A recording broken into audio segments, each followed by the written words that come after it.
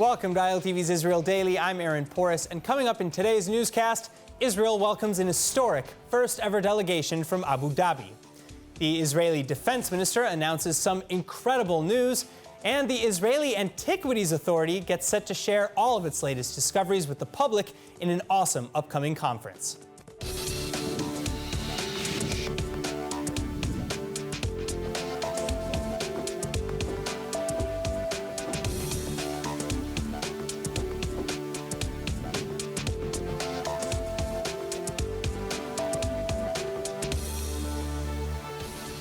Our top story tonight, Israel hosting a momentous delegation from the United Arab Emirates today for a historic trilateral summit between Israel, the UAE, and the United States. The diplomatic missions arriving to sign a number of incredible agreements. It's the first ever official ministerial delegation from the United Arab Emirates to ever visit Israel publicly. And the trip, scheduled to last just 5 hours after touchdown, will include bilateral talks with the goal of implementing the Abraham Peace Accords signed in Washington last month. The UAE Economy Minister and Finance Minister leading the Emirati mission joined at Ben Gurion Airport by their Israeli and American counterparts. Passengers on the historic Etihad Airways jet applauding and celebrating their flight from Abu Dhabi. And Captain Naim Al-Ameri likewise blessing the trip, as shown in video uploaded to social media from on board. Let's begin by saying this is a historical moment for UAE, country and Israel, and we are looking for a better future within the region. Now, for the ceremony itself, the official meet and greet at the airport was shortly followed by speeches from Prime Minister Benjamin Netanyahu, United States Treasury Secretary Steve Mnuchin, UAE Finance Minister Obaid Humaid Al-Tayer, and others.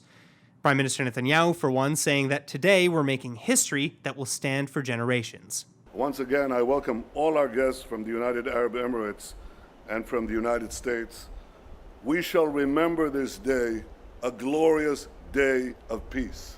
Then, after speeches, the Israeli premier produced documents to be signed. The first being for the promotion and protection of investments, and the second being a memorandum of understanding on innovation in science and technology. But that's not all. A $3 billion investment fund between Israel, the UAE, and the U.S., appropriately titled the Abraham Fund, was also announced alongside several other agreements.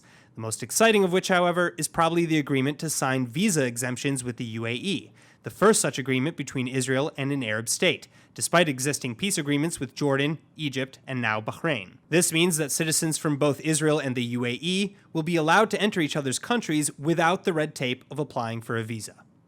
Now, Israel's efforts in fighting the coronavirus are clearly paying off this morning, active infection numbers continuing to drop, offering a second glimmer of hope after months of ups and downs. And now Defense Minister Gantz is announcing the next big move, human testing for a vaccine by the end of the month. Nittany Manson reports.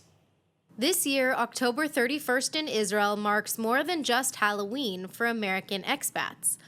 Alternate Prime Minister and Acting Defense Minister Benny Gantz unveiling plans to initiate Phase 1 human testing on Israel's coronavirus vaccine by month's end. The proto-vaccine, developed by the Institute for Biological Research, or IIBR, operating under the umbrella of the Ministry of Defense, and it's now been dubbed BRILIFE, a combination of the words for life and bריאות, or the Hebrew word for health. כאמור, אנחנו נמצאים במכון הביולוגי ברגע מאוד משמעותי. פרופסור שפירא וכל האנשים עשו עבודה פנטסטית במהלך חודשים. באמת הם החוד המדעי של מדינת ישראל בתחום הזה. והביאו ליכולת של BRILIFE שתתחיל את ההתנסות בבני אדם, ואני מקווה שתעבור בהצלחה. בהינתן שהתהליך ימשיך, זאת תהיה בהחלט בשורה מאוד משמעותית, קודם כל לחברה בישראל, אבל גם מכאן לכלל עמי העולם. And it couldn't have come at a better time. Israel's infection rate continuing its overall downwards trend, but still too high for removing restrictions. The active cases in Israel now standing at about 23,350, with serious cases numbering 636, and the death toll slowing its rise to 3 overnight, with a total Tuesday morning of 2,268. That said, the downwards trend is continuing. Cabinet ministers meeting on Tuesday ahead of the second step of Israel's lockdown exit plan. Discussions particularly focus on revising the order of the earlier proposed stages, possibly reopening stores ahead of the lower grades in schools. Meanwhile, coronavirus czar Professor Roni Gamzu now also recommending the relabeling of 4 ultra-Orthodox communities, who remained red and in lockdown while the rest of the country enjoyed a slight reprieve on Sunday. So the good news is that we are making real progress against the coronavirus, with the infection rate dropping in the wake of the lockdown and now a vaccine in advanced stages of development. But as officials continue to say, this is still no time to lose vigilance, because no matter what, the coronavirus is likely here to stay long-term, and the infected are not developing immunity as we'd hoped. Hopes of naturally developing some sort of herd immunity to the virus started to rise with the spread of the virus itself. And particular focus has been paid to the ultra-Orthodox communities across the country, as they've consistently been among the top COVID hotspots in Israel since the pandemic began. At least 1 in every 7 residents of the Orthodox city of Bnei Brak, for example, having had the coronavirus as of now. But where it's expected that upwards of 60% of the general public would need to be immunized for herd immunity against COVID, new surveys show that only 80% of confirmed COVID patients have developed antibodies, meaning that a percentage of people who had asymptomatic or even mild cases of the virus could get it again. So what does that mean for you and me? Well, it means that lockdown or no lockdown, we need to maintain a very high standard of hygiene and distancing measures, at least until a vaccine is complete. So wear your masks, avoid touching your face in public, and wash your hands often. Moving on, Chief Palestinian negotiator Saeb Erekat is now still in critical but stable condition, according to Israeli hospital officials, following the senior diplomat's admission to the intensive care unit at Israel's Hadassah Medical Center. Erekat suffering from severe complications with the coronavirus, mixed with his suppressed immune system, courtesy of a lung transplant in 2017. But Erekat's health aside, his admission into Israel for medical treatment in and of itself is stirring controversy, both in Israel and in the West Bank. Several Knesset members from across the political spectrum in Israel at first arguing that Erekat's reception be conditioned on the return of 4 Israeli captives being held by Hamas in Gaza since 2015, Hadar Golden, Oron Shaul, Avram Mengistu, and Hisham al-Sayed. Meanwhile, Israeli citizens are gathering in protest at the hospital, including family members of victims of Palestinian terrorists. I'm here today to protest. My daughter Dalia was brutally murdered 6 years ago. Today, in the center of Jerusalem, in Hadassah and Kerem, we are treating an arch-terrorist. He calls for the demise of Israel and the murder of the Israeli people. And now today, he came to our medical services to ask for help. As for Ramallah, the Palestinian Authority is trying to cope with the situation that for them is a great embarrassment. PA officials knowing full well the decision to rush Erekat to an Israeli hospital will undoubtedly be criticized by the Palestinian public, especially given the current political climate in which the PA cut diplomatic ties with Israel and publicly rejects any normalization or dependence on the Jewish state. And now joining us now with more on the Palestinian diplomat Saeb Erekat's hospitalization in Israel, we have Ambassador Dr. Alon Liel. Doctor, thank you so much for being with us. All right, now Ramallah has been trying to minimize the damage to its public image. Fatah spokespersons tweeting out that this was just because of convenience. But the PA was also the one that, cut ties with Israel in the first place, not the other way around. So how does that sit with the Palestinian residents, many of whom don't have access to or were criticized for taking similar advantage of Israeli medical care? But how might this, incident affect the PA or the PLO's standing long term? Look, first, I really, really hope he will recover. And if he will recover, Saeb Erekat will continue to be the chief negotiator on behalf of the Palestinians. I think every individual on the globe, you don't have to be an expert, not on Israel and not on Palestine, to understand that if his life was saved in an Israeli hospital, I cannot see this affecting badly his attitude or the Palestinian attitude in future negotiations. Why didn't his family request that his treatment, be in Jordan, let's say? Why Israel?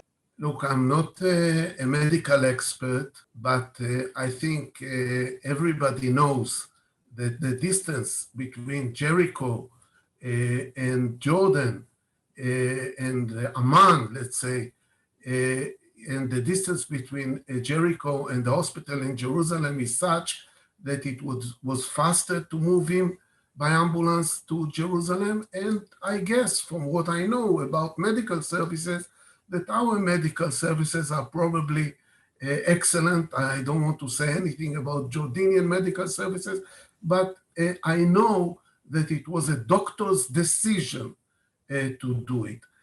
And I think these medical and humanitarian issues should not involve politics. Is there still a behind-the-scenes cooperation, or or friendly relationship, or of understanding of some kind between the PA and Israel? Then, as you know, tens of thousands of Palestinian workers still enter Israeli daily. There is cooperation even with the PA, especially in emergency cases. It's unavoidable because, as you know, we live together. We live together on the same piece of land, and this act of hospitalizing a Palestinian in the Israeli hospital is not unusual. All right, well, what do you say to protesters in Israel, some of whom have lost loved ones to Palestinian terrorists, as they condemn Israel's treatment of Erekat? I, first of all, always understand these families. They had a terrible loss. It's impossible to ignore that pain. But what I can tell them, as somebody that worked with Saib Erekat 25 years in official capacity and afterwards as public society peace activist, that there are few partners that we can speak about in the Palestinian leadership, definitely not among the Hamas people that I would like to see negotiating around the table. So with the experience he has and with the attitude he has, Saib Erekat is a partner and defined himself as a partner many times on record, called for peace with Israel, called for recognition of Israel. So I think this is not the guy to hate. All right, Dr. Alon Liel, thank you so much. Thank you, Aaron, very much. In other news, the phrase "reach for the stars" is taking on new meaning at Ben Gurion University's campus in the Negev, as the school's Earth and Planetary Image facility has now been tapped to serve as the regional branch for the United Nations Office for Outer Space Affairs, or UNUSA. And specifically, the UN wants this to be a support office for UNUSA's SPIDER platform, or the platform for space-based information for disaster management and emergency response. The program working to leverage space for disaster risk reduction worldwide. Well, at any rate, this will make Ben Gurion University the 25th such branch collaborating with UN SPIDER, with Ben Gurion University Professor Dan G. Bloomberg hailing the announcement, saying, quote, "Our ability to observe Earth from space and rapidly analyze complex imagery is being put to good use worldwide, mitigating disasters like tsunamis, earthquakes, and droughts." Now, speaking of disaster management, social media giants Facebook and Twitter have now both banned Holocaust denial and revisionism as an extension to their terms of accepted speech. And this comes much to the applause of many. But while Holocaust denial is wrong, the question arises, are you sure that you want social media companies to be the ones to police speech? Well, joining me now to discuss is legal counsel for the Israeli digital rights movement, attorney Jonathan Klinger. Jonathan, thank you so much for being with us. Thank you for inviting me. It's our pleasure. All right, now, first off, is there an issue of violating First Amendment rights here? Israel doesn't have a First Amendment, but if we observe free speech at all here, then the question is not just whether free speech is preserved, but more of whether content should be moderated at all. Is Facebook a mere conduit? Is it just a stupid pipe meant to convey data from one person to another, or is it a publisher? The actual involvement of Facebook in contents may incur liability later on, because if its policy is to remove some content and not to remove other content, then based on that policy, it actually takes liability on itself, at least under Israeli law, when it doesn't remove content. Let's say I report content A or B to be anti-Semitic, and Facebook declines to remove it, having reviewed it. Do we want Facebook liable in such a case, or don't we want it liable? Now, the fact that Facebook moderates and becomes actually the court where Facebook has separate interests, which include advertisement, which include relationship with other entities, and which include political parties. We see it also when they remove and censor posts by Trump or refuse to remove them. Well, so again, though, how do you draw the line? Because there have been many accusations against Twitter, Facebook, and others for limiting speech that they deem as hateful, but they might not be, like political assertions or ideologies. So again, how do you draw that line, if at all? If you want to draw a line, the line should be drawn by legislators, not by Facebook, Twitter, Instagram, TikTok, or whoever has their own political and financial interests. When you give them the line to be both the judge, the jury, and the executioner, you cause these speeches or actual posts by people to be subject to the will of Facebook. I've dealt with a case where a person that was critical on Facebook was blocked from Facebook because of his criticism. There's another pending case that I litigate now of a person removed by Facebook. He claims that his posts were sarcastic. When we cross-examined the witness from Facebook, we heard that they just don't have the kind of means to understand sarcasm by content moderation. And giving them the absolute discretion and not giving it back to the community is a problem. When Facebook decides to censor Holocaust denial, it sounds great. It sounds like they're on the good side of history. But the problem is that once they do that, they choose what to remove or not to remove. What about other genocides, not just the Holocaust? What about scams? What about invasion of privacy? Who gets to choose what to censor and what not? And whether this should be done by Facebook or by our elected representatives. I believe that the elected representatives should govern here. All right. Jonathan Klinger, thank you so much for joining us. Thank you. All right. Changing gears, Israeli Antiquities Authorities are practically always coming out with something new, or old, but new for us. Either way, there's a whole lot of antiquity to go around, and now you're invited to hear all about it. More than 40 scholars, experts in their field, have now been gathered for an incredible and international conference set to take place online between October 25th and October 28th, and the public is invited to listen in for free. Hosted by the Israeli Antiquities Authority, the Friends of the IAA, and in collaboration with NYU Tel Aviv, the summit has been titled The Land That I Will Show You, with session topics reportedly set to include recent excavations in Israel, religion and society in the Iron Age, new discoveries in Jerusalem, urbanization between the old and the new land of Canaan, and much more, all related to discoveries from ancient Israel. But sign up fast, because while participation and registration in the conference may be free for all, capacity has been limited and registration is required for each day of the summit you want to view.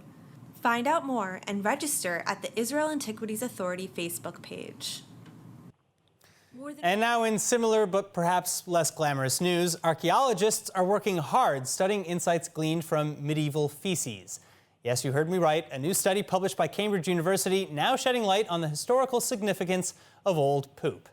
And joining me now with the details is Dr. Piers Mitchell, archaeologist from Cambridge University.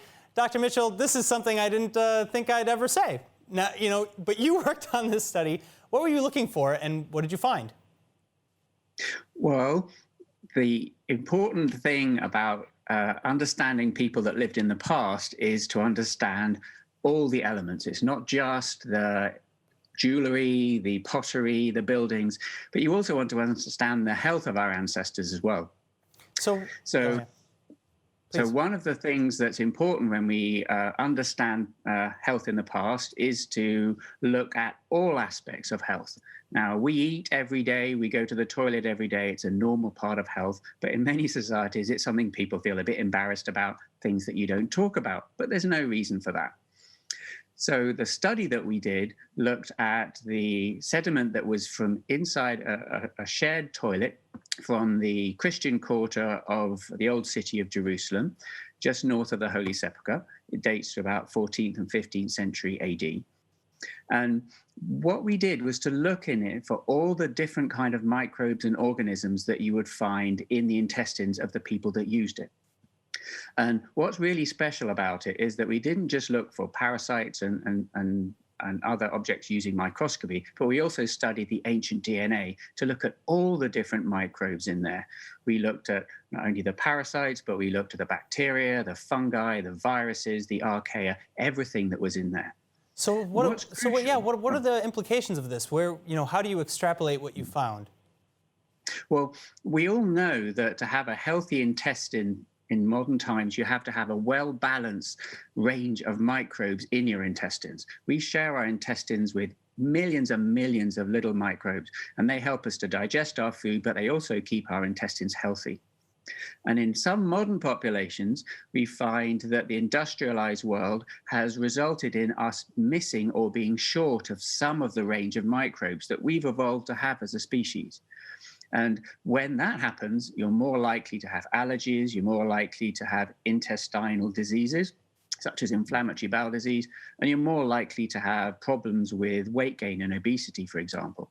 Wow. So what scientists would love to know is what is the perfect microbiome to have in our intestines? What's the perfect mixture of all these organisms that we should have?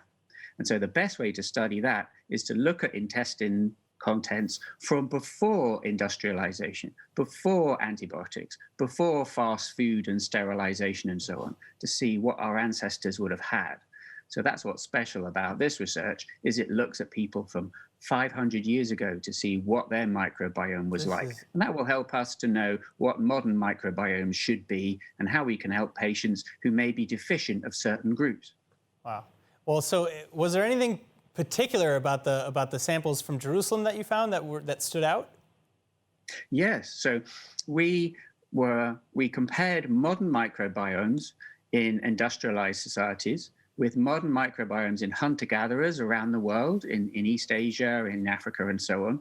And then we compared with these pre-industrial samples. And what we found was that samples from Jerusalem and the other site we studied in Riga, they had some characteristics of modern microbiomes, some of the hunter-gatherer societies, but also there was a sort of intermediate form where they were showing a pattern that doesn't match hunter-gatherers or modern societies, which showed that in the past the microbiome was different to what we have today, and that the way we're treating ourselves to reduce infectious diseases, because no one wants to die of diarrhea or dysentery, but getting rid of those has the impact that we're losing some of the healthy, friendly microbes in our intestines that our ancestors would have had in the past. Oh, wow. All right. Well, I can't wait to see the full results of your research. Dr. Mitchell, thank you so much for being with us. Been a pleasure. All right, now let's take a look at the weather forecast. Tonight should be clear to partly cloudy, lows resting at 68 Fahrenheit or 20 degrees Celsius. Then tomorrow you can expect highs averaging around 86 or 30 degrees Celsius. Now, before we go, let's take a look at what's going viral in Israel.